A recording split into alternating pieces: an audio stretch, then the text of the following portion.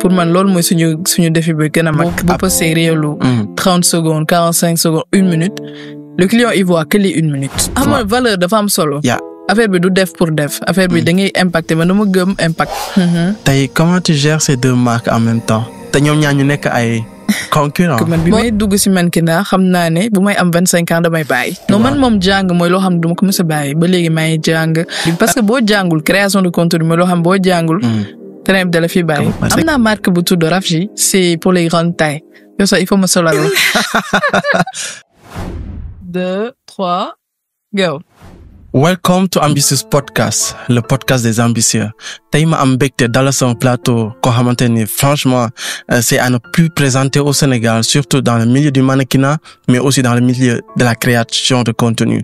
Mu nekk koo xamante ni on l'appelle la plupart la Miss Digital et ñëpp xamee ko si Miss Digital mu incarné ko d'une façon vraiment à ne plus dire oui ou non, c'est oui. Elle s'appelle Awa Claudine. Yeah. Awa ça va? Ça va bien et toi? Kontaan gis la. Man tamit kontaan naa trop si la gisee. Et Awa en tant que créatrice de contenu. tey boo doon présenter sa bopp Awa nan ngay présenter sa bopp. waaw xam nga des fois moom présenter sa bopp dafa xaw a métti. mais comme j'ai plusieurs vies dëkk naa mannequin. présenté naa télé mais pour man fu mu toll nii li ëpp ci sama carrière. création digitale. Cool. Donc je dirais que Miss Digital c'est juste une femme sénégalaise. Passionnée de la technologie. Et qui est devenue créatrice de contenu. Cool. Et actuellement Awa. En tant que créatrice de contenu. En tant que aussi CEO, en tant que chef d'entreprise, nan ngay gérer ces deux profils yooyu actuellement au Sénégal? Je pense que chance bi ma am mooy même milieu la resté. Parce que agence digitale laa yor, c'est création digitale tamit lay yëngu. Donc c'est des milieux qui sont les mêmes en fait. Donc amul difficulté bi. Peut-être que différence bi si type de client yi ngay am parce que client yi ngay am agence. Bokkul par exemple ak type de client yi ngay am juste ak social media bi. Ok. Et là on va entrer dans le sujet en tant que créatrice de contenu. Liggéey bi mu laaj. ak coono yi si nekk. Bari na coono. Tey comment tu te vois booy def sa vidéo ba pare tu vois des critiques kii ni naan na le alors que xamuñu liggéey bi rek si ginnaaw yëpp nañ ko comment tu gères ça des fois. Man moom je le dis partout dans toutes mes interviews que j'ai de la chance. Ndax instant bi defaguma vidéo bon je laal maa ngi laal bant. defaguma vidéo bu am ay critiques. Tu vois les gens ils sont assez réceptifs par rapport à ce que je fais mais ce dont tu dois te préparer en tant que créateur de contenu moi des fois di nga sonn ces contenus et ça ne marche pas. Mu flop. Genre nga dugal tu n'as pas les résultats que tu veux. Donc loolu je pense mooy premier défi bi ngay am en tant que créatrice de contenu pour man loolu mooy suñu défi bi gën a mag. Après imagine nga toog 4 heures de temps tu fais benn vidéo. boo pare baaxul. son bi ñëwul wala la plupart comment tu gères ce stress? Des fois je suis fâchée. Je suis pas te cacher je suis très fâchée. Mais après c'est le jeu quoi c'est ton travail. C'est toi qui as choisi parce que boo demee ba nga ne yow li nga bëgg a nekk. nekkul job boo xam ne salarié nga fenn c'est toi qui as fait le choix. Donc il faut que nga muñ mais après tamit nga tu gères quoi nga respirer benn 5 secondes wala nga bàyyi ba si ëllëg sa nga tourner. Mënoo si dara. Et imagine des fois, est-ce que tu subis des fois des pressions si partenaire bu la jox vidéo tu montes ça et je veux vraiment que cette vidéo paraît avant événement bi et que événement bi samedi la et que ba jeudi mënoo def vidéo bi stress boobu comment tu gères des fois? Oui et li gën a metti mooy fii marque yi ñoom ñëpp ñooy communiquer ndoo ba pare dañuy bàyyi ba par exemple Korité au lieu que ñu communiquer avant Korité tu as tout le mois mais ils attendent une semaine avant. Décembre, c'est super compliqué parce que les gens, ils veulent 24, 26. Donc, ils prennent des décisions pour communiquer très tardivement. Donc, lol, day nekk pression. Te ñoom, parce que résultat bi, par exemple, boo posté réelu 30 secondes, 45 secondes, 1 minute, le client, il voit que les 1 minute. Donc gisul liggéey bi nekk derrière gisul ne yow wut nga concept gisul ne wut nga script gisul ne wuti nga lumière bi def nga lii ou même tu es sorti tu as payé des gens à faire yooyu il ne voit pas le travail derrière donc ça moom c'est super compliqué.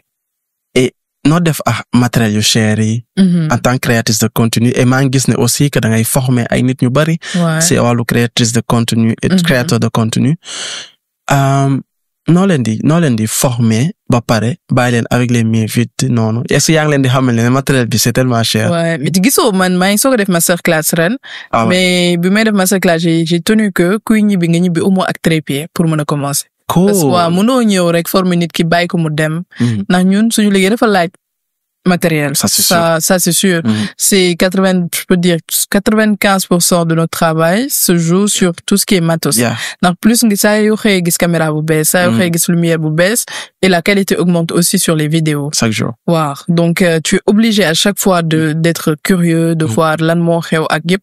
Mais moi, dans mes formations, je fais tout pour que déjà bu ñuy former wu ñu am lumière bi war. Bu ñuy former ñu am lépp luy matos boo xam ne créateur de contenu da koy soxla. Cool. Donc dañ leen koy jox ñu former wu te am na yoo xam ne cadeau la dañuy ñibbeeg moom. Loolu c'est atelier premier bi nga ko commencé. Ouais, si comment c'était mon premier et tout le monde est rentré avec son trépied. Mën a commencé, il y a des gens qui se sont lancés depuis. Dañu jënd trépied wala dañ leen ko may? Dañ leen ko may. Ah ouais. C'est formation bi la bokk. Ça c'était les partenaires qui ont financé. C'est moi. Mais toi am nga passion boobu. Ouais, parce que en fait am na valeur dafa am solo.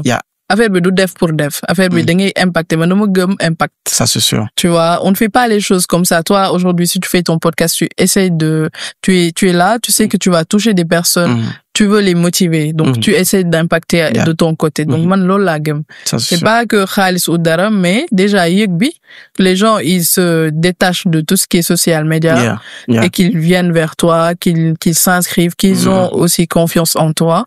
Pour moi, ça, c'était le petit truc à faire, quoi. Les gens étaient là, ouais, mais pourquoi tu fais tout ça? Parce qu'il y avait plein de choses gratuites durant le masterclass, oui. La nourriture était gratuite. Il y avait des lumières là-bas. Il y avait plein de choses. Il y avait un podcast carrément en studio. Parce qu'il fallait que nit ñi dugg am immersion aux créations de contenu. Wow. Et après, comment tu t'es senti? Man gis naa vidéo à image. C'était vraiment réussi. Je gisoo sama jooy. Gis naa ko. C'était vraiment réussi. Ouais. Comment tu te sentais après? Ouais, après je me suis sentie vraiment très très soulagée, mais super contente. Parce que quand on est sur les réseaux aujourd'hui, on peut avoir plusieurs abonnés. Mais ñun ñëpp le défi bi ñu am mooy nga mën a génne nit ñi en ligne indi leen dans la réalité. Le plus difficile. C'est le plus compliqué à faire. Donc, quand tu fais ça et que, voilà, pour te dire, moi, j'attendais 10 personnes. Wow. C'est mon équipe me dit, non, on va pas faire tout ça pour 10 personnes. J'ai dit 15. On était 80 et quelques. Et il y avait des gens qu'on a refusé l'entrée carrément parce que, voilà, beaucoup ñu woon mu bëri torop nit. Donc, déjà, c'est la première et c'était pas prévu. Imagine, tu voulais juste 10 personnes à former. Tu te reviens avec 80 à former. Wow. Donc, c'était waaw loolu moom rêve la quoi nga gis ba pare da ngay gis ñoo xam ne yow da ngay waxtaan ak ñoom ci réseau yi. tey na nga gis leen ni ñu ñëw toog ba pare di la pousse quoi gëm li ngay def. Face to face. waaye dafa am solo. Le contact visuel am. Ouais. ngay wax muy dégg. waaw ba pare di la jox moom it lu muy xalaat. Ay tipsam et tout. Ouais. C'était vraiment une belle expérience. Machallah. Et après bi nga si jëlee bi nga si jógee si événement boobu. sa bopp ubbeeku na si yeneen projet. Ouais, sama bopp ubbeeku na si yeneen projet mais am na yeneen projet yu ñëw. yoo dul woon xalaat. Par exemple après je me suis mis à former les entreprises. Te loolu man quand je faisais ça je voulais juste former les gens qui voudraient être créateurs de contenu. Mais après ñeneen nit ñëw nañ fëgg ma ne ma ñun on a carrément une boîte mais suñu personnel demeewul noonu.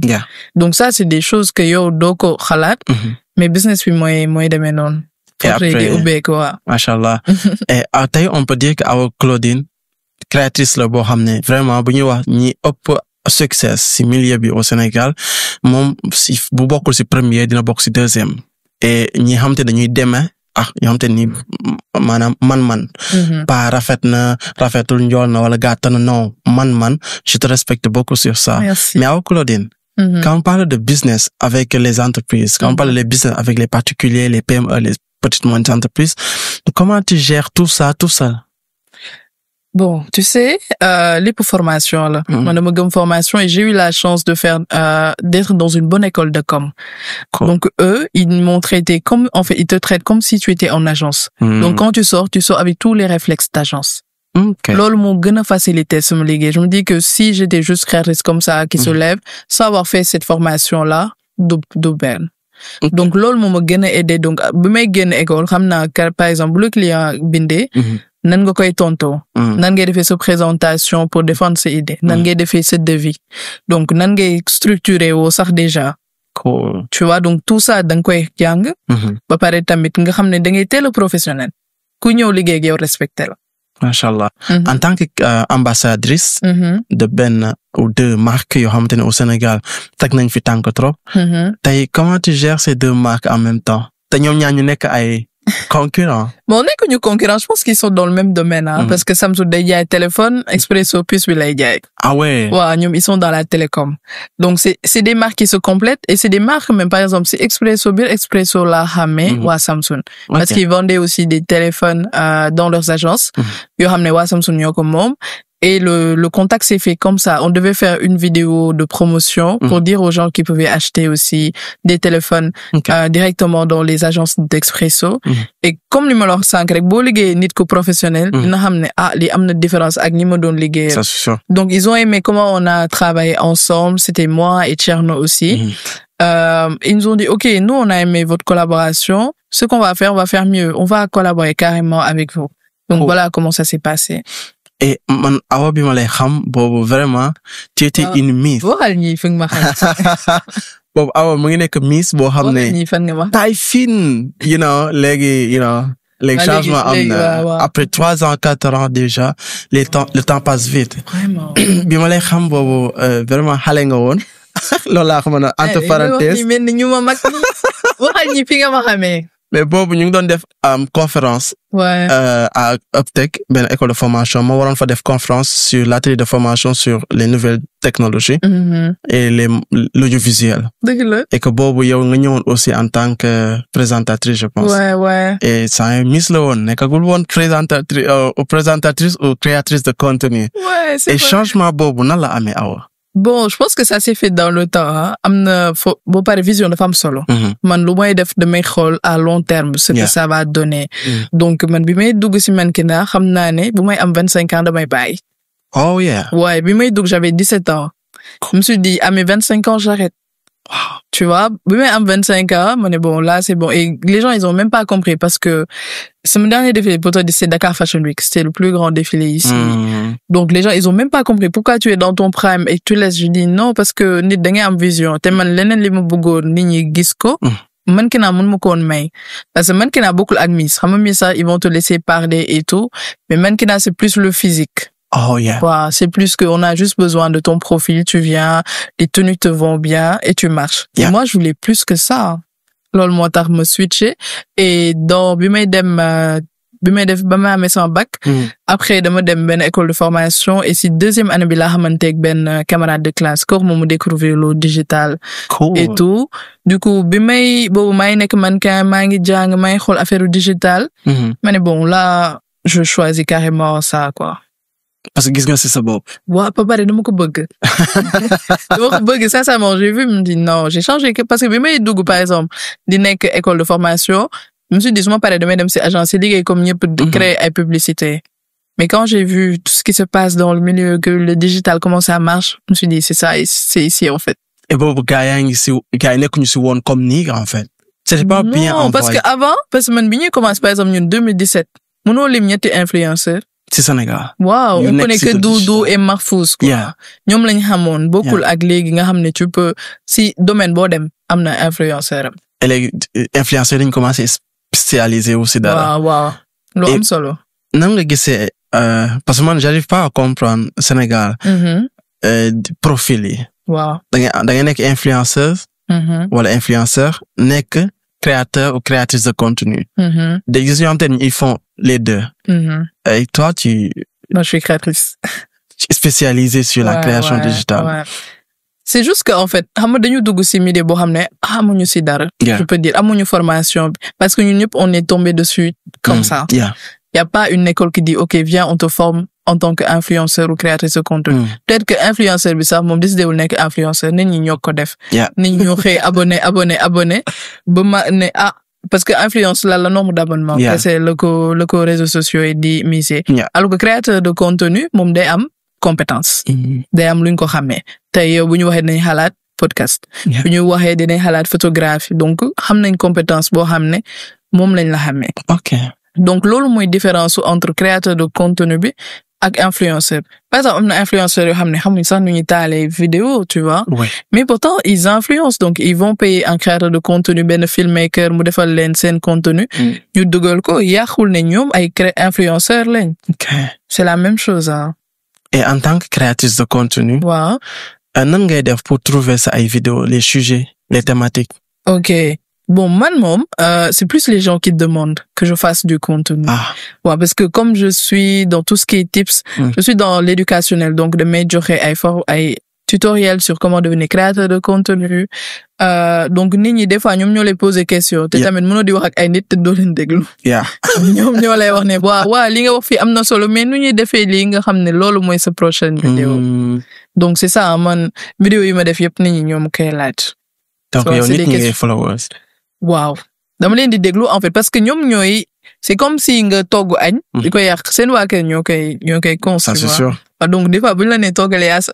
Ça te va dëggal moom. Waaw toggee ceebu yàpp kenn du ko lekk yow yaa dégluwul. Ça c'est sûr. Ouais. Mais Awa Claudine actuellement à Dakar. Est-ce que Dakar rek nga yem wala yaa ngi projeté pour génne Dakar? Wow.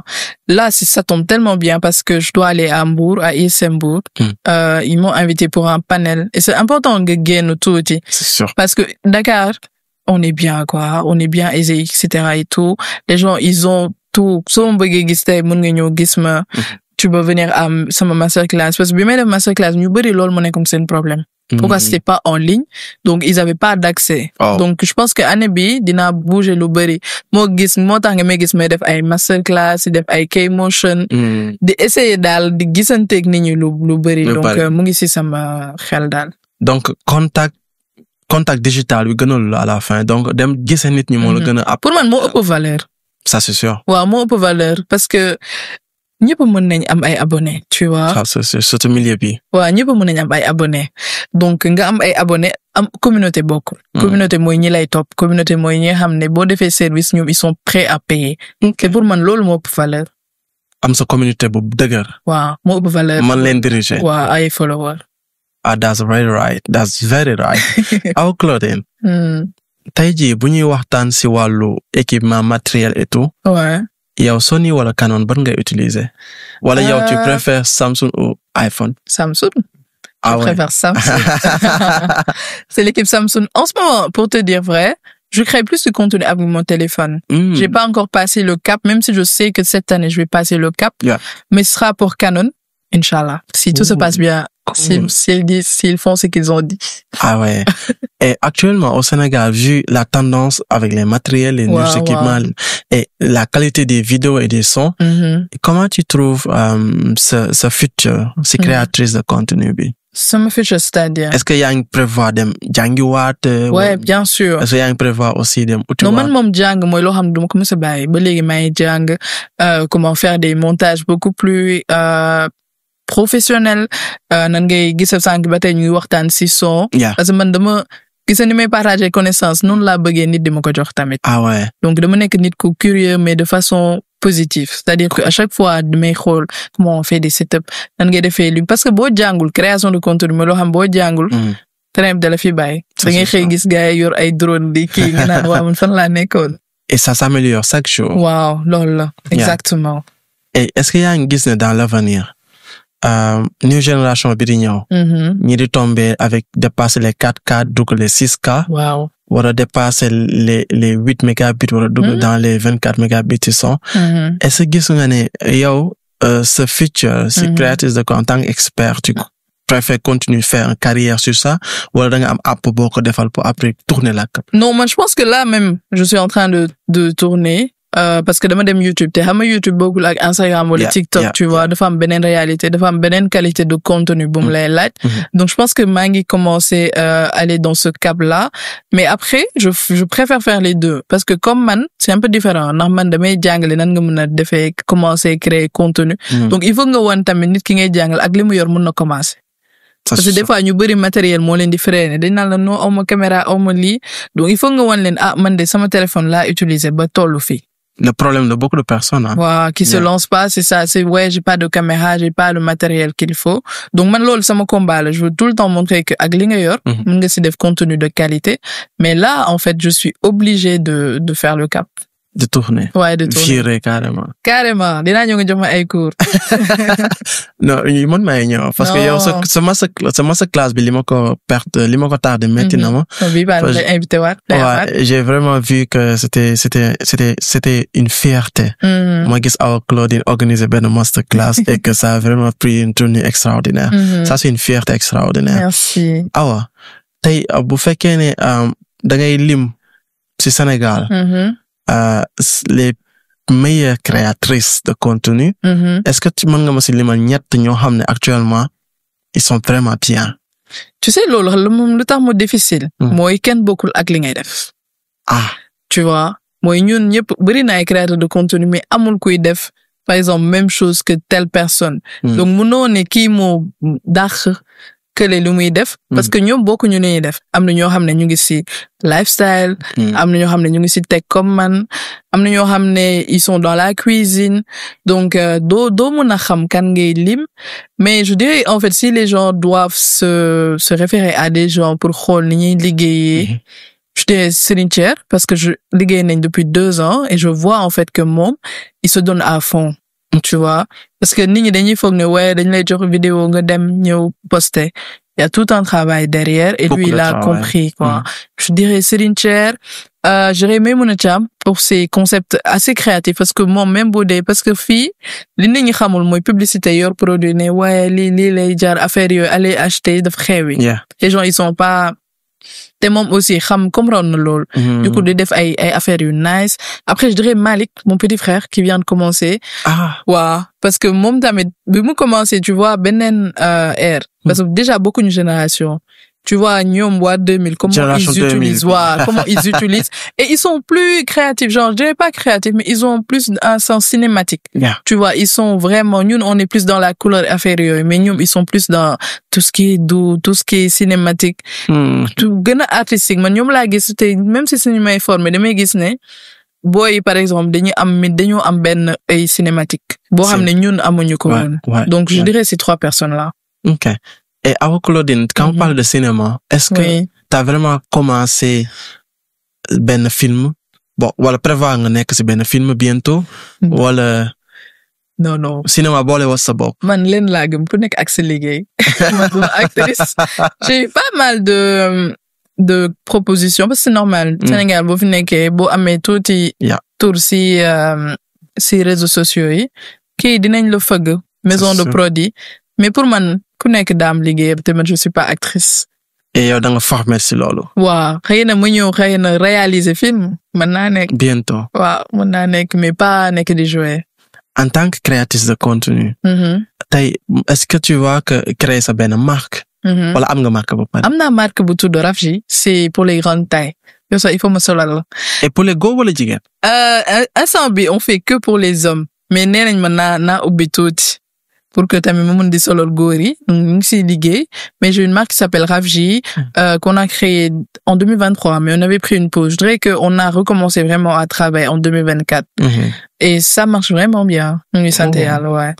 Et actuellement marque boobu lan la. Marque de vêtements là que pour les filles est lancée donc benn bataille la tamit bu ma amoon man parce que déjà on sait tous que waaw boo ñu xoolee xam équipe bi ñu bokk.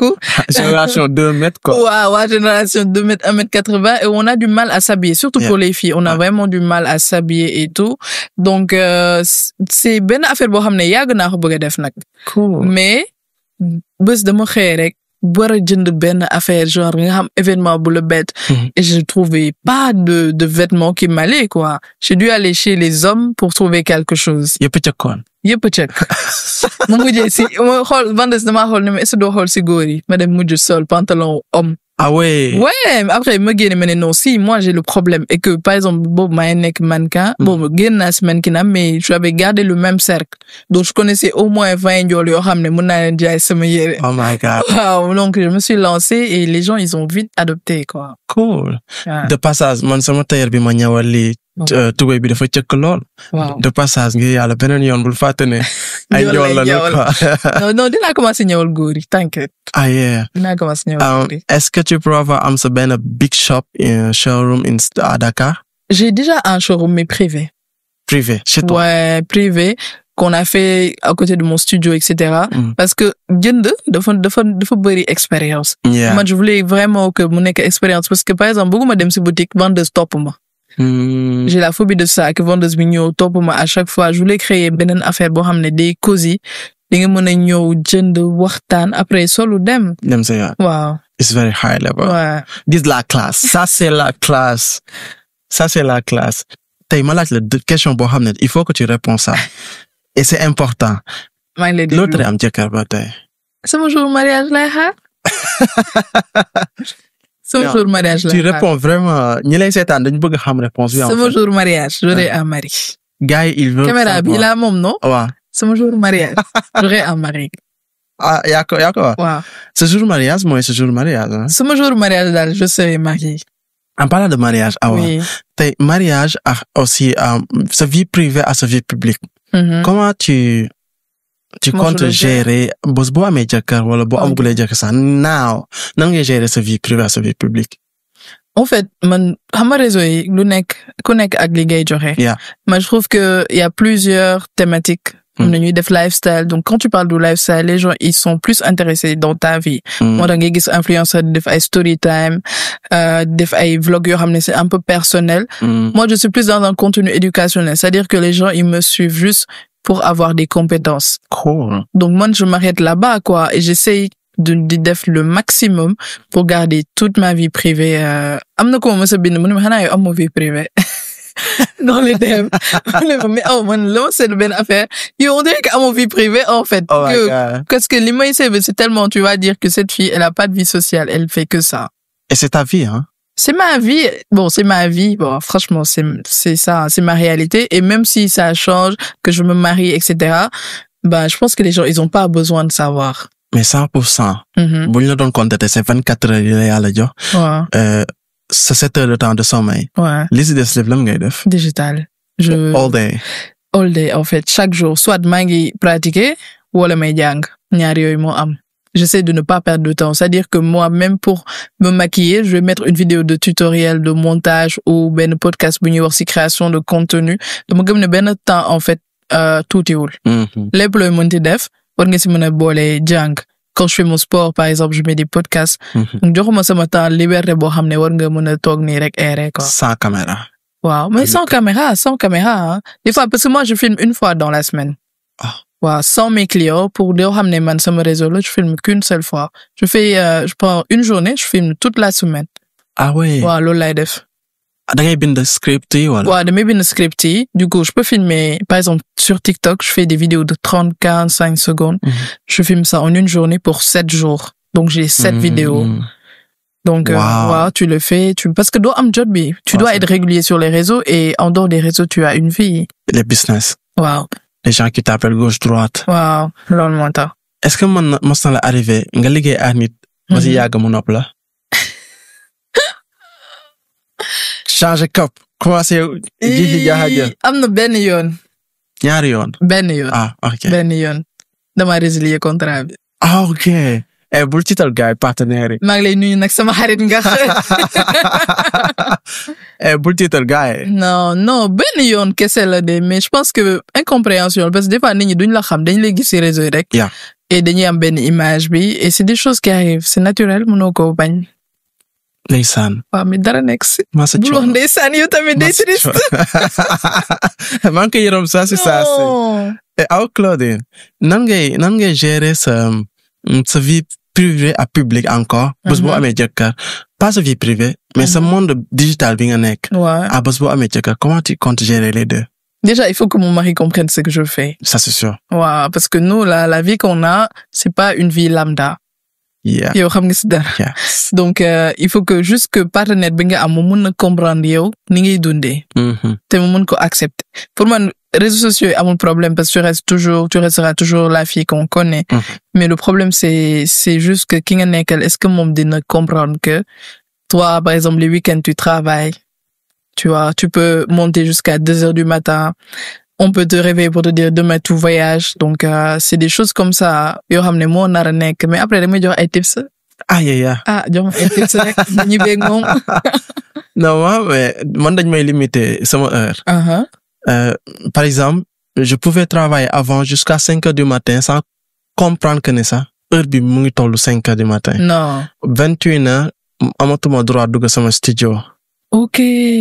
Ça c'est une bonne chose. Au moins tu as du temps pour ta famille. Ouais. À partir de 20h, 21h, amatuma droit dugg sama studio. Tay ban anecdote nga ma mëna jox bo xamné. Dund nga ko sa carrière et que bokay xala da ngay xaxata reetaan tellement que c'est drôle. Anecdote. Après nous il nous arrive tellement des choses. Mais je dirais que c'est arrivé récemment parce que je vis pas avec mon père. Italie le nek. Et quand il vient, en fait, lui, il nous supporte. Mais tu sais, parents, ils vont te supporter. Mais de nous comprendre les rêves des fois. Les de nous en des courses. Am ko tassé ak ñun. Me lâche photo. Tu vois, et sama papa, pendant des jours, dafa doon kaño. Sama mënul comprendre que man doomam dañuy taxawal di ko laaj ay photo. Moom jàppul ne man nit ñi xam nañ ma. Tu vois, donc c'était assez drôle parce que moom mu ngi ñuy photo, mu ngi ree. Abonné bi comprendre. Te man xam naa sama papa nu mel, il est très taquin à faire yooyu. Et franchement, loolu moom saa ma xalaatee parce que moom déjà je sais que gars fier na, mais mu ngi jàpp kañ bi am seen naan waaw mais ñi lan la ñuy photo ak Awa, un truc comme ça, mais c'était vraiment drôle. Et moom xamul ne dimension bi digital bi toll à liggéey bi ci def xamul fi mu toll quoi. Parce que ñoom en fait télé lañ xam. Par exemple may def télé ñoom il faut comprendre que waaw nit ñi xam nañ la dinañ ko woo ne ko gis nañ diw télé mais digital ñoom mënuñu ko comprendre. OK. Mënuñu xam dimension te moo gën a fort télé. Ça c'est sûr. Ouais. Mais est-ce que ñu ngi prévoir gis Awa bientôt ci benn émission télévision?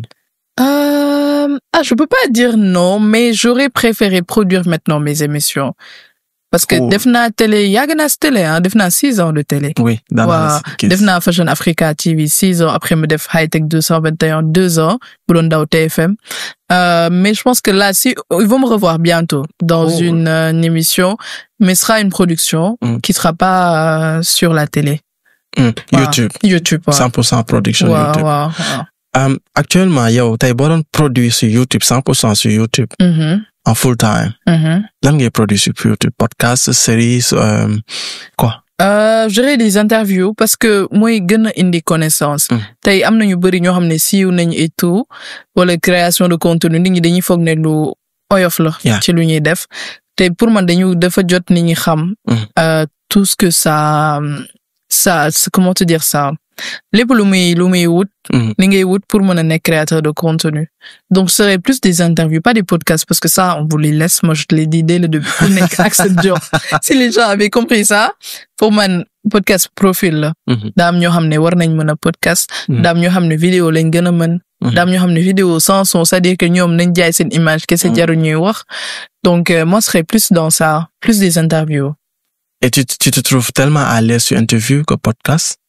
Interview avec vlog aussi, j'aime trop. J'aime beaucoup faire des vlogs aussi. Ça te va bien. Ouais, j'aime beaucoup faire les vlogs. Déjà, j'ai une vie tourmentée, donc vlog, ça. Et non que j'ai ce stress. Voilà, me dougue sama dernière question. Ouais, man, en fait, la création de contenu là, ligue beaucoup à mon stress. Par exemple, defna mannequin, pendant 6 ans, j'ai tout le temps le stress avant de monter sur un podium. Mais fateliko, moi, faut me stresser. Même bi may def sama événement bi, je savais qu'il y a plein de gens qui attendaient que moi, mais ça allait quoi. Wow. Moo tax def li nga bëgg dafa am solo. Loolu c'est un message hein. Ouais, il faut ngay def li nga bëgg. Ñi di dugg ci métier pour xaalis lo leen di wax. Déjà bu nekkee création de contenu changer leen ligne éditoriale. Wala ngeen changer dëkk parce que ça paye mais ça paye lentement et il faut que tu fasses beaucoup de preuves pour am confiance au marché. Waaw. Yombul de. Actuellement à monde fi mu tollu nga wara nek bilingue par force si tu es créatrice ou créateur de contenu bon da nga bëgg open si li nek si aduna bi. Est-ce que gis nga ne bientôt dinañ gis au Claudie avec des collaborations en français, en anglais, en wolof? J'aimerais bien, hein, franchement, j'aimerais bien beaucoup na si mes projets. Déjà pas que Sénégal, ça xam tout qui ça sori na. Rien que pour Afrique.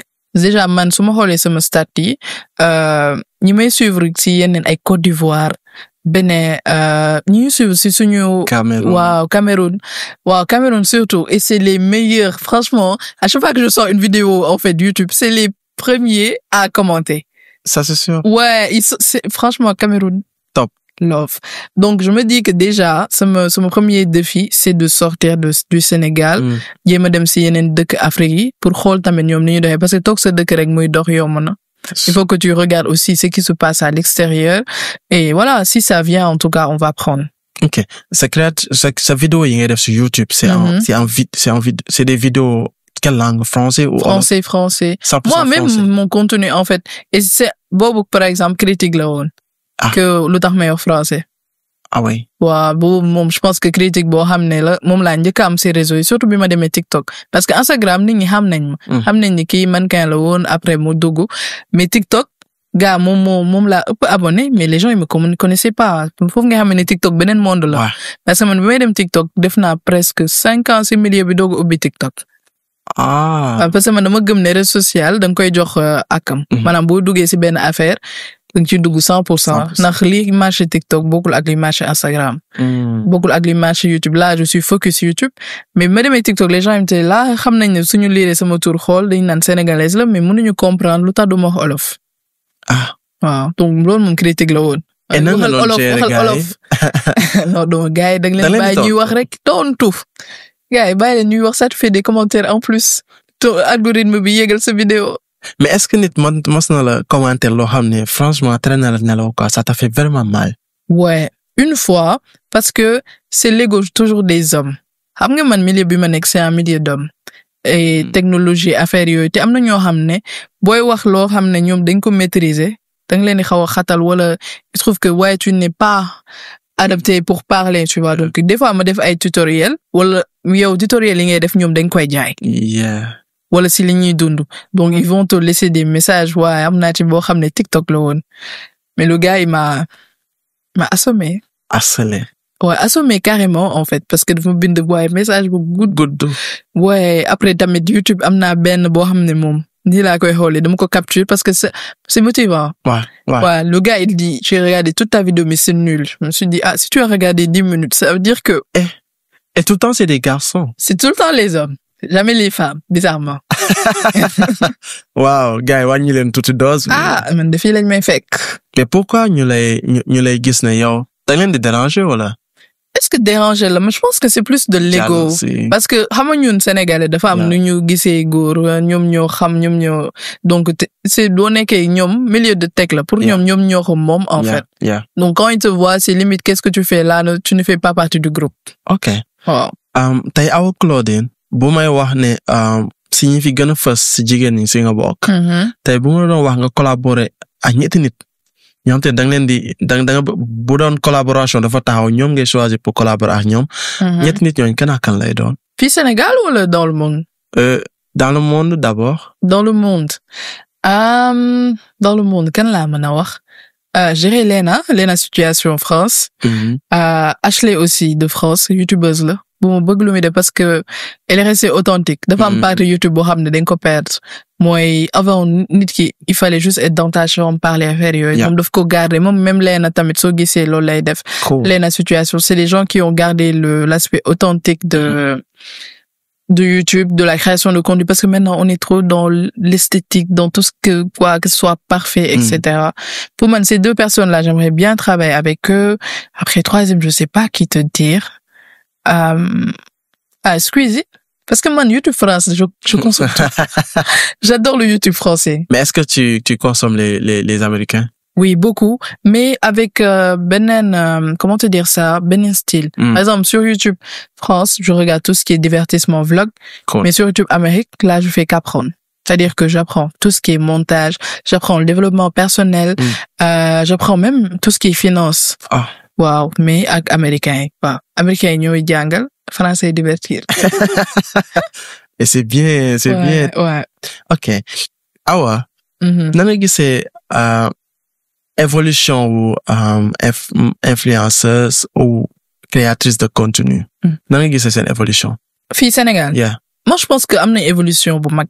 Déjà nit ñi ñu ngi commencé xàmmee ñan ñoo nekk influenceur ñan ñoo nekk créateur de contenu ba pare ñu ñuy commencer respecter c'est-à-dire que tey di nga gis marque bu mag du organiser dara te amul influenceur léegi da nga gis télé yi même télé yi ils vont tout le temps prendre benn influenceur ou créateur de contenu bu leen defal vidéo wala bu ñu jël carrément on nous met en tout cas dans tout ce qui est campagne te loolu amul woon il y a 3 ans où on était juste les gens du net tu vois. dañ leen di gis nii rek bàyyi. waaw mais maintenant franchement am na reconnaissance. donc et pour man loolu day gën a màgg parce que reconnaissance plus muy gën a am liggéey bi gën a yomb. ça c'est sûr. ouais. tey on peut dire que Awa Claudine am na xaalis trop si milieu bi pas si milieu bi mais si métier bi mu nekk. amiin non c'est la vérité. léegi ma wax ko ndànk Awa Claudine am na xaalis wala amul xaalis. amaguma de maa ngi wut daal. ok Awa Claudine si je fais un rappel de 1 an. waaw. année daaw chiffre d'affaires bi ñaata la woon. non xaw ma ko sax xaw ma ko de dama ko wax de. àgg na 20 millions. amiin muy yow amiin. yow da nga gis yow marque yi fay ni ay amiin man de loo wax amiin laa si teg. ok ba fa ñett tontu garaaw nañ ko rattraper si beneen. tey bu fekkee woon ne da nga choisir métier en dehors de influenceur. en dehors de créatrice de contenu en dehors du digital. ouais. lan ngay choisir nekk ka. bah avant je rêvais d'être journaliste peut-être que ma nekk journaliste wala que ma finir sama étude en com. et j'allais travailler comme comment on appelle ça responsable de projet. dans les agences ouais. ñaar yooyu daal soit ma dem liggéey agence wala ma nekk journaliste. yaa ngi suivre sa rêve boobu ba tey wala bàyyi nga ko. c'est pas que dama ko bàyyi c'est juste que dama ko switcher parce que faire du contenu c'est comme présenter aussi à la télé hein. Yeah. C'est presque la même chose et le fait de travailler avec les agences tamit déjà maa ngi liggéey ak agence yi parce que ñoom ñooy gérer marque yi ba pare su ma nekkoon tamit su ma doon def gestion de projet pour liggéey ci ay publicité c'est la même chose que je fais. je fais des pubs hein c'est juste que canaux yi moo bokkul fa les médias yi télé radio bi c'est internet. ok sama dernière question laa lay laaj. Awa lan moo tax xeesalul ba tey alors que presque toutes les ñu siiw influenceuses créatrices yi képp kuy star actuellement di nga laal tuuti diw xeesal tuuti nekk pop star. pourquoi toujours nga garder ce teint noir. gisoo sama teint bi. waaw. est-ce que yéen a ngi may gis. yéen ñi seetaan yéen a ngi gis. non c'est juste que musul bokk si samay préoccupations et man dama teel par exemple bi may nekk CEB. amoon naa benn kii bu ma créé woon page Facebook mu tuddoon Ñuul Kuk boo xam ne dama doon juste promouvoir tout ce qui est teint noir je mettais des photos de belles filles. donc loolu moom mës a nekk sama style ah te gisuma lu koy dindi. Masha Allah. ouais. we really appreciate this lady. ñu ngi ñaanal bientôt mu nekk madame inshallah. tey bu fekkee woon ne damay laaj. c'est une question pour le studio de podcast. oui. kan la ñuy invité waat prochaine bi kan ngay wax. kan nga gën a sonal wala kan nga gën a bëgg. kan laa gën a mu def podcast. Thierno Serigne Thier. parce que dafa du def interview mukk. ah ouais. ouais du def interview nee na waragul a wax léegi. loolu la wax. Serigne la. Serigne wala tax nañ ko may loolu mais dafa war a ñëw tamit partager connaissance am. mais Serigne bi sa expérience yaatu na. waaw sa xam-xam yaatu na. taalibe yi soxla nañ la. vraiment Thierno ñëwoon. Awa Claudine la mooy sa dernier mot. déjà merci kontaan naa trop la. parce que discussion bi lu tax mu neex mooy déjà xarit yu gëj a gisante lañ. et ñu gisante si moment boo xam ne ku nekk évoluer nga si sa carrière te loolu dafa neex yaa ngi wax sànq da nga fier xamal ne maa la gën a fier fop bi ma la gisaatee. et je souhaite vraiment que podcast bi nekk lu mag lu ñuy gis fépp je pense que ça va se faire inchallah. merci beaucoup Awa. merci. c'est un plaisir de te revoir machallah bi ma koy xam si wàllu liggéey lañu xamante. te si wàllu liggéey lañu mës a daje. c'est une femme que je respecte beaucoup. parce que si liggéey rek lañu mës a daje. machallah tey ba sa base. ma dernière question la. waaw dernier de la dernière question. sa base Dakar la wala c'est dans les régions.